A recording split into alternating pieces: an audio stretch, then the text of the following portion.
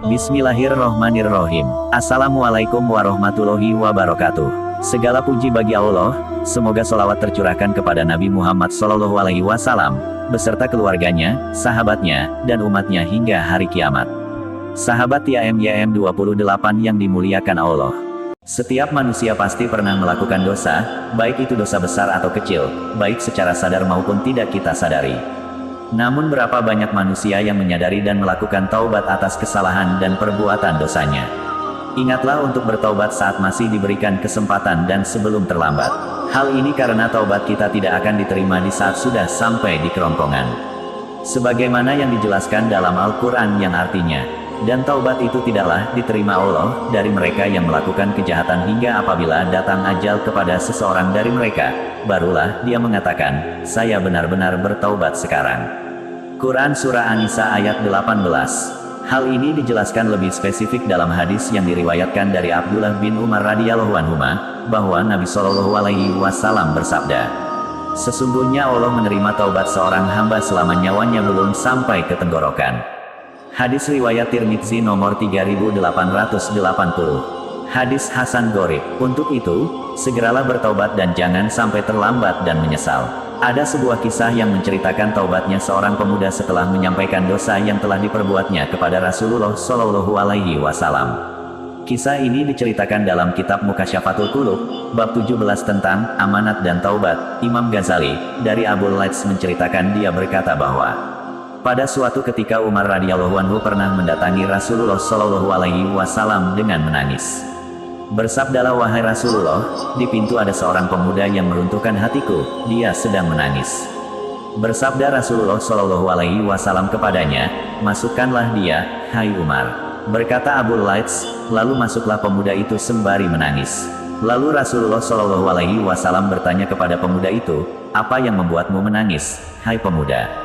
Pemuda itu menjawab, ya Rasulullah, aku menangisi dosa-dosaku yang banyak. Aku takut kepada Tuhan yang Maha Perkasa yang Maha Murka kepadaku. Beliau SAW bertanya, adakah engkau menyekutukan sesuatu dengan Allah? Pemuda itu menjawab, tidak. Lalu beliau SAW bertanya lagi, adakah engkau membunuh jiwa tanpa hak? Pemuda itu pun menjawab, tidak, wahai Rasulullah.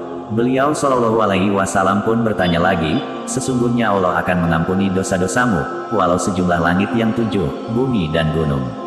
Wahai Rasulullah, dosaku lebih besar dari semua itu, jawab pemuda itu. Beliau SAW bertanya, apakah dosamu atau kursi yang lebih besar? Pemuda itu pun menjawab, dosaku itulah yang lebih besar, wahai Rasulullah. Beliau SAW bertanya kembali, dosamulah yang lebih besar atau arasy? Pemuda itu menjawab dengan pasti, dosaku itu yang lebih besar. Lalu beliau SAW bertanya, apakah dosamu yang lebih besar dari ampunan Allah? Tentu Allah yang lebih besar dan lebih agung, jawab pemuda itu. Beliau SAW bersabda, sesungguhnya tiada yang dapat mengampuni dosa besar kecuali Tuhan yang Maha Besar, yakni besar ampunannya. Kemudian Rasulullah meminta penjelasan perihal dosa pemuda itu, coba kau ceritakanlah padaku perihal dosamu itu.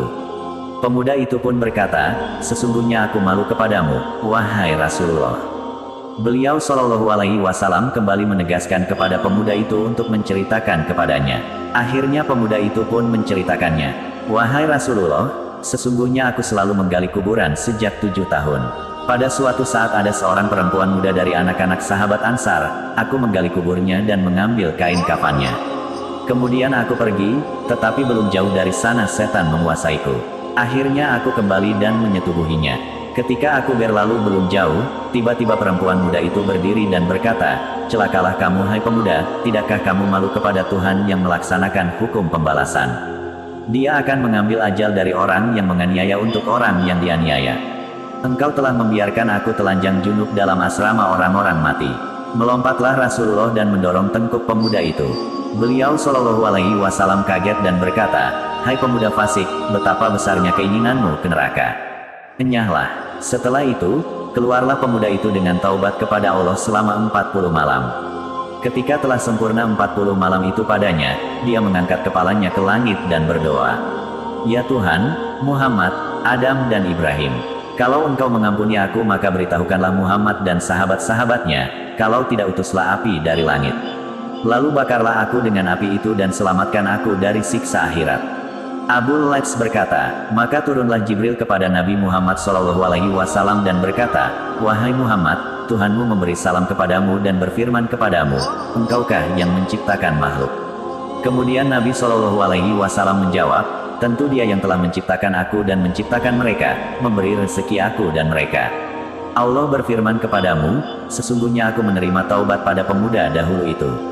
Rasulullah kemudian memanggil pemuda itu dan mengabarkan berita gembira bahwa sesungguhnya Allah Ta'ala menerima taubatnya. Dari kisah tersebut dapat kita ambil hikmah pelajaran, bahwa seberapa besar dosa yang kita pernah lakukan, janganlah pernah putus asa dari rahmat dan ampunan Allah. Oleh karena itu, segeralah melakukan taubat nasuha dengan sebenar-benarnya taubat dan jangan pernah mengulangi dosa tersebut. Istiqomalah untuk selalu menjalankan segala perintah Allah dan menjauhi segala larangannya. Sebagaimana disampaikan dalam Al-Quran yang artinya, dan orang-orang yang bertaubat dan mengerjakan amal saleh, maka sesungguhnya dia bertaubat kepada Allah dengan taubat yang sebenar-benarnya. Quran Surah Al-Furqan ayat 71. Semoga Allah selalu menerima taubat dan mengampuni segala kehilafan dan perbuatan dosa yang kita lakukan. Amin ya robbal alamin. Kami berharap apa yang disampaikan dapat bermanfaat bagi sahabat TIMYM 28 yang dirahmati Allah. Kami mohon maaf atas segala kesalahan dan kehilafan dalam penyampaian materi ini. Wallahu alam bisawab. Wassalamualaikum warahmatullahi wabarakatuh.